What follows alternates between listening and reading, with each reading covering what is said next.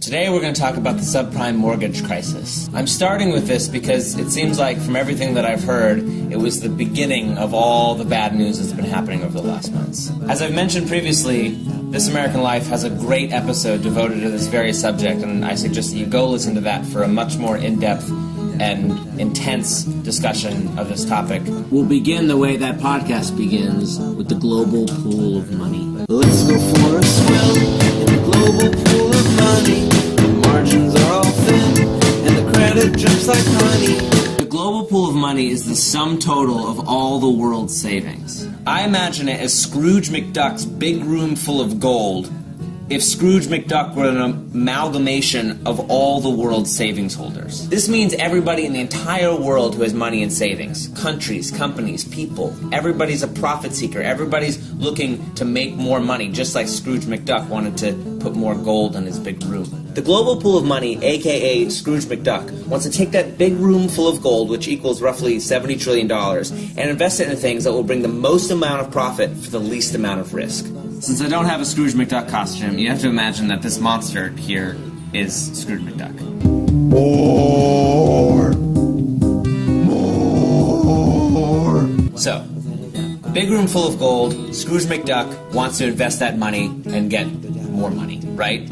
In the year 2000, Scrooge McDuck's room full of gold equaled roughly $36 trillion. Just 6 short years later, that number had doubled to $70 trillion. This was unprecedented. It took a long time, hundreds of years, for that number to reach 36 trillion, and in a matter of 6 years, it became 70 trillion. What happened? I guess a lot of things happened, but the main thing that happened was that poor countries, India, China, Saudi Arabia, started to get rich. These countries started making, saving, and investing lots of money, and this had deep consequences. Scrooge's money doubled so quickly that the number of good investments didn't have time to keep up. And Scrooge has to invest this money. If he's not investing the money, it's just sitting there. And if it's just sitting there, it's not making him more money. Scrooge has to invest the money in order to get more money, which is what he wants, because he's greedy. In short, Scrooge McDuck, the global pool of money, wanted to invest their money, but there just weren't enough places to invest it. To make matters worse, one of the places that Scrooge McDuck, aka the global pool of money, normally loved to invest in was the treasury bonds of the US government. But Alan Greenspan, who kind of reminds me of the original Scrooge from A Christmas Carol, decided to keep interest rates so low that Scrooge, McDuck that is, couldn't see investing in the treasury bonds as a viable option to make a lot of money. Scrooge wanted more money, he wanted it now. So Scrooge turned to mortgages. In Scrooge's eyes, this was a much better investment. First of all, he'd get 5, 6, 7, 8% return on his money. That's pretty good. Best of all, it appeared to be a pretty safe investment. All the data for the last 30 years suggested that, yeah, hey, people pay their mortgages. That's a safe, steady stream of money at a great rate. The only problem is that Scrooge McDuck is Scrooge McDuck, and he doesn't really like other ducks very much, does he? He doesn't want to deal with other ducks and their mortgages and their hospital bills and their divorces. No, he just wants to take their money. So a system developed with a smattering of middlemen, which got people's mortgages into the hands of Scrooge McDuck. The system looked something like this. We start with Fred. Fred is a normal, everyday person looking to take out a mortgage. He makes this deal with a mortgage broker. This mortgage broker then sells Fred's mortgage to a bank. This bank then sells Fred's mortgage to an investment firm on Wall Street like Bear Stearns or Morgan Stanley. Finally, this Wall Street investment firm takes Fred's mortgage along with 1,000 other people's mortgages, puts them all into a big pile, and sells shares of them to Scrooge McDuck, the global pool of money. Scrooge McDuck liked this. A lot.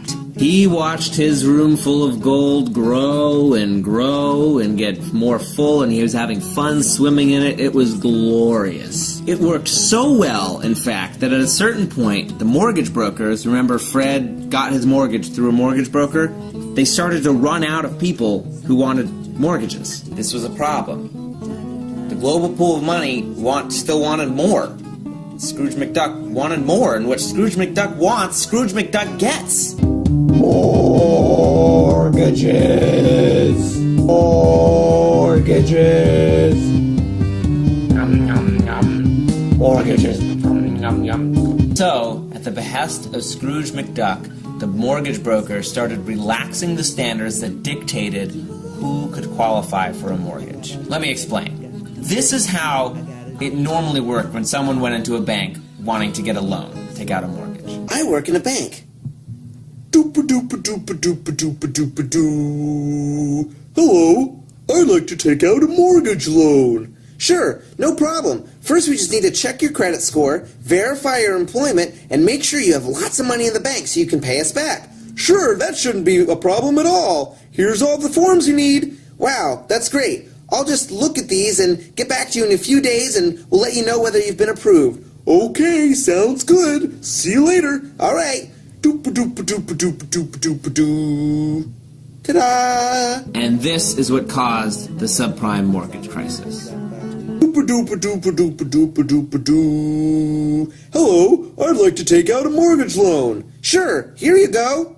Thanks. Doop-a-doop-a-doop-a-doop-a-doop. Everybody and anybody was approved instantly. People who didn't have jobs, people that didn't have healthy credit, people who had no money in the bank, approved. It was crazy. Everybody along every single link of this chain was making tons and tons and tons and tons and tons of money. The global pool of money was feeding money in. They were thinking that they were getting these great investments that were going to, have huge returns, and that big pile of gold was just going to grow, and it seemed glorious and seemed like it just could never end. And surprise, surprise, when enough people's bills came due and they didn't have enough money to pay them, the subprime mortgage crisis was born. People stopped paying their bills. They couldn't afford it.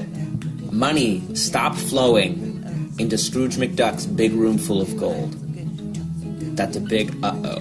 Scrooge McDuck, the global pool of money, got pretty upset. So upset, in fact, that Scrooge McDuck, the global pool of money, decided, nope, I'm not going to invest any more money at all. Forget it.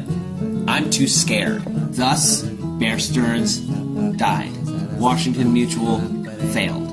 This was the beginning of all that stuff. Scrooge want more. And that's one piece of this crazy economic crisis explained. I think.